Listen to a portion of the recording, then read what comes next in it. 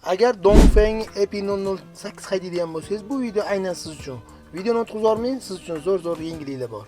Bu mashinamizga qilib bergan ishlarimizdan birinchisi to'liq holatda ruskasini o'tkazib berganmiz. Undan tashqari sim kartalarni uстановка qilib, 3G'larini aktivatsiya qilib berganmiz. Ichkari qismiga kerakli bo'lgan barcha prilojenalarni yozib berganmiz. Hamma narsasi ideal ishlayapti. Original YouTube, radiolarning yaxshilarini, televideniya, Yandex.Music, Yandex kartalar hammasi ideal bo'lib ishlayapti. Undan tashqari bunga qo'shimcha tarzda bu monitorimizda orqaga chiqish, ya'ni zadniy knopkasi bo'lmaydi. Prilojenaning ichida ishlatayotganda zadniy knopkalarni ham uстановка qilib berganmiz. Ishlashlari ideal, cho'tki ishlab turibdi.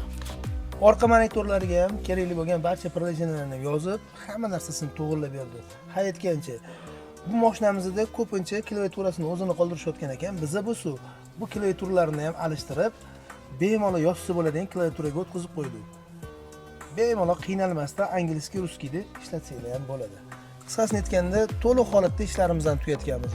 Sizlarga ham shu xizmatimizda qiziq bo'ladigan bo'lsa, Ustuning Proga bemalol murojaat qiling, mana shunaqa sifatli qilib ishlarni bitirib topshiramiz. Joniga sog' bo'ling.